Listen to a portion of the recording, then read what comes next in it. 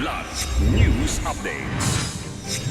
Mga balita ngayon, bangkay ng babae sa loob ng maleta natagpuan sa isang creek sa Taguig. Bayan ng Omar sa Sulu nasa ilalim na ng stable internal peace and security. Malawakang baha sa Davao City, ilang residente inilikas. Ako po si Cesar Soriano para ihatid ang mga nangungunang balita sa buong kapuluan.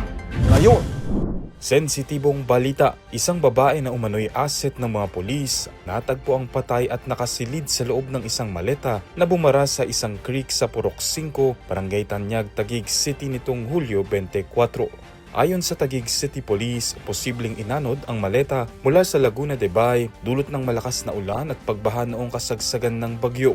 Batay sa paunang investigasyon, nasa edad 35 hanggang 40 taong gulang ang biktima at may mga tattoo sa kaliwang braso at kanang binti.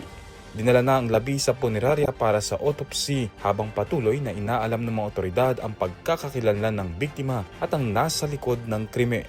Nananawagan naman ang pulisya sa sino mang may impormasyon tungkol sa biktima na agad makipag-ugnayan sa kanilang himpilan upang makatulong sa investigasyon.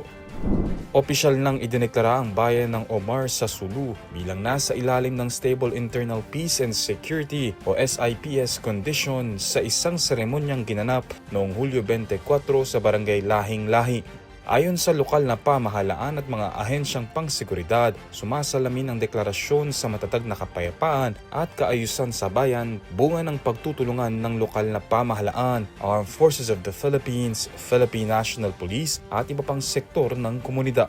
Kasabay nito nilagdaan ng mga opisyal ang isang Memorandum of Understanding upang mapanatili ang kapayapaan, seguridad at kaunlaran sa Omar. Nanawagan naman ng mga opisyal sa patuloy na pagkakaisa at pakikipagtulungan ng mamamayan upang mapangalagaan ang mga nakamit na tagumpay ng bayan.